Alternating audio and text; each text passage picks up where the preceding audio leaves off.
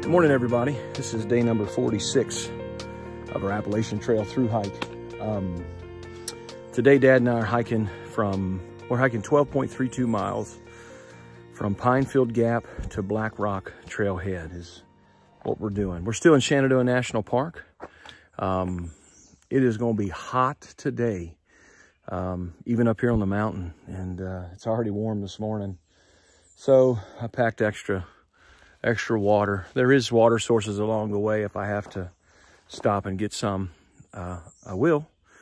But anyway, we slept pretty good last night. Dad said he slept well. You just got aches. I sound like I'm crying every day to you on here, and I apologize for that.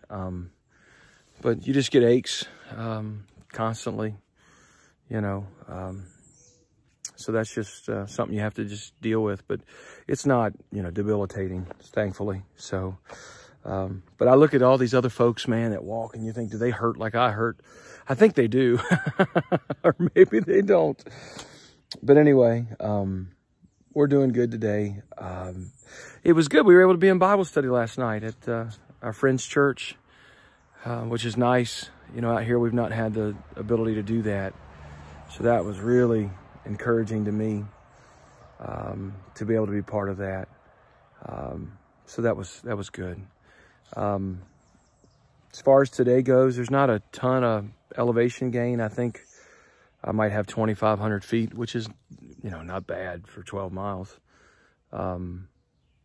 So I think yesterday I had well over 3,000. So today ought to be a little bit better than what it was yesterday. So I'll try to show you some pictures of things if the trail gives me some views. Seems like this half of Shenandoah doesn't have as much view as the other half, unfortunately. And Dad and I are only about 34 miles from being out of Shenandoah National Park. So it's funny to think we've hiked almost the whole thing. But that happens. And I think I shared yesterday we went over 400 miles. So today will put us well inside, you know, we'll be well on our way to, working our way to 500 miles. So they add up quick. So anyway, hope you're doing good today. And your family's well and you're well. It's a beautiful day here. I don't think it's calling for rain or anything. So I hope not, because I left all my rain gear in the van. So I don't think it is. But if it is, it is. I'll show you more down trail.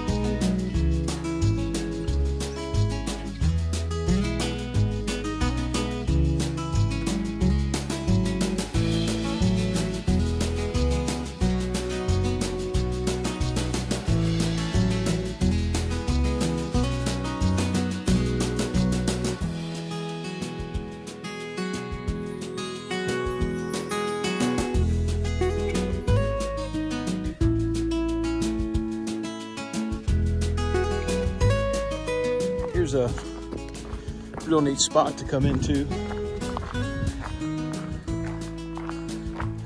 Rarely does the trail come to an overlook. Matter of fact, it's the first one I can think that the trail has come to. But it's pretty cool.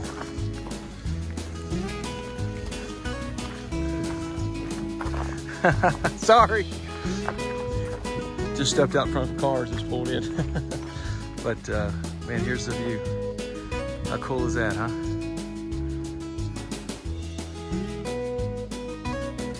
Beautiful. There's some pretty purple flowers coming on too. So that's pretty neat. But this is a large area. You can see it's a big parking spot for folks that would want to come in and enjoy the view. And if you ever get a chance, I don't know how many folks that are watching have never been to Shenandoah National Park, but in Dun Skyline Drive. I'm not sure. I think it's around 100 miles long, a little bit, maybe a little more than 100 miles. But it's got just dozens of these pull-offs, and there's tons of places to stay in the area. You can stay in the park, you can stay around the park. But it'd be a great trip for folks that maybe can't do a lot of hiking, but you know, but could do some driving. And you can see they, even for those that struggle maybe with, you know, needing a handicapped spot, they have spots right at the pull off. Every one I've seen where you can pull and look out. So they've done all they can to accommodate people to be able to see such beauty. And I think that's pretty neat. And that's one thing I like about America. I know there's a lot of things wrong with us, but I've been in a lot of other countries and you just don't find that kind of accommodation. So pretty cool, pretty cool. So I wanted to take a few minutes today and just share some stuff. Again, I know this is a hiking video, but I'm out here with my dad. And again, this is for my family and friends. So, you know, if you're interested just in hiking, you can skip past this. But yesterday was my grandfather's 100th birthday, my dad's dad. And my dad was pretty emotional talking about his father. If you were to ask my dad his feelings about his father, he would say he had the greatest father in the world. So they had a wonderful relationship, and just missed him. But Dad and I were talking, and I'm sorry about the camera shaking. My family wasn't always a Christian family or in the church. My grandmother Turner came to Christ while my grandfather Turner was away in the Army, and at least Dad was thinking that's when that happened. But long story short, my grandfather Turner came back and became a Christian as well, and had a deep passion for the Lord when he was young. He worked faithfully in a local church, and I don't want to make my granddad sound like he was perfect. He had a lot of rough edges, but he loved Jesus, and he worked faithfully in his local church. And just some bad things happened, and the church really made a boneheaded decision. I can say that, folks. I'm a pastor. I've been a pastor for 20 years. I know boneheaded decisions when I see them, but made a boneheaded decisions, and hurt my grandfather really badly, and he left the church, and it kind of threw him in a tailspin. And I don't know, the reason I'm sharing this is I was thinking about all the people that have been hurt. And maybe, you know, you've been hurt by something. And my grandfather struggled. I'm sorry if I get emotional. My grandfather struggled for the rest of his life with how he kind of responded to all that. He became a believer, a solid, you know, I don't want to say he ever lost his faith, but he got away from God and just in some dark places. But he came back and died a man who loved the Lord. But sometimes we feel like when we get messed up inside that there's no fixing that. And I've been listening to a book called Pilgrim's Progress. That's actually where my trail name came from. There's a character in there called Hopeful, and I relate to him. But the book Pilgrim's Progress was written, first published, I think, in 1678, written by a man named John Bunyan. And it talks about a man named Christian who's traveling to the celestial city, to heaven. It's an allegory for Christianity. And he comes to a place called the Interpreter's House, who's just showing him, like, illustrations of life. And it's amazing, it was written in the 1670s, and yet you see in that book the same human condition that you see today. People that are all broken up inside. And he shows him this illustration, the interpreter does. There's a wall that has a fire at the base of it. Imagine a fireplace, if you will. And there's this wicked, evil-looking guy who's throwing water on the fire. He's trying to put the fire out with all of his might. And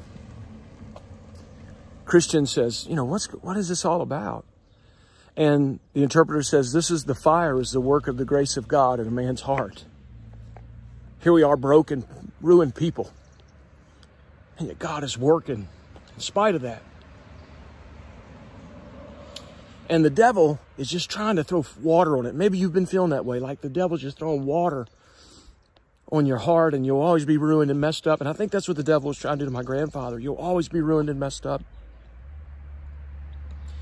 But then he shows Christian something else. He takes him to the back side of the wall. Imagine a fireplace that goes clear through. And on the back side of the wall, there was this beautiful, peaceful looking man who was dumping just huge amounts of oil on the fire. And that's why the devil's water wasn't putting it out, because of the oil on the other side coming in.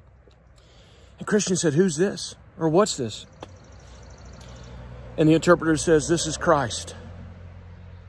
He's working to keep that grace of God working in your heart. And so, you know, today, I don't know, man, if you feel messed up. I know I have. And all broken inside. And you get all these voices that tell you you'll never amount to anything, or you'll never be right, or you'll never be fixed. But God sent his Son, who pours out his grace in our hearts. And he helps us. And he helped my granddad. And the last words I ever heard my grandfather say, I took care of him the last 11 weeks of his life. My wife and I moved in and lived with him after he lost his wife.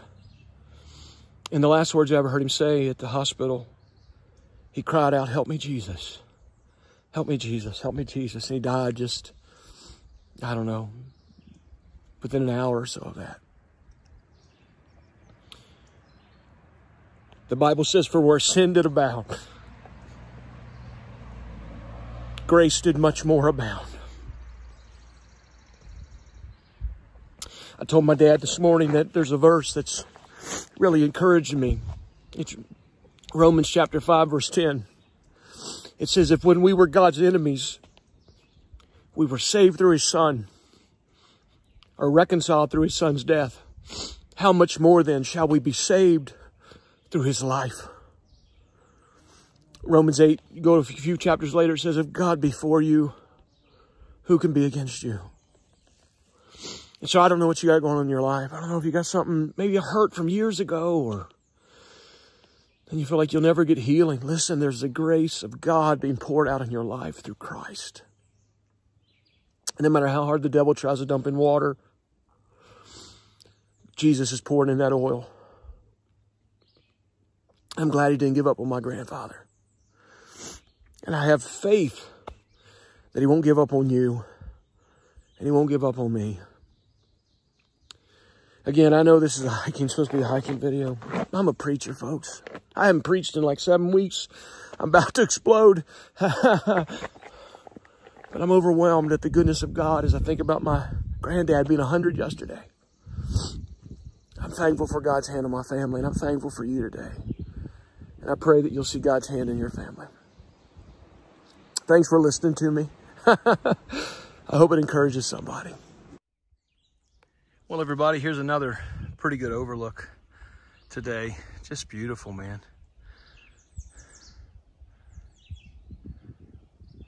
Beautiful, beautiful. I mean, you can see, it's so hazy. I know the video's not picking it up as well, but man, you could see probably, I don't know, 80 miles, maybe 100 miles out ahead of us today.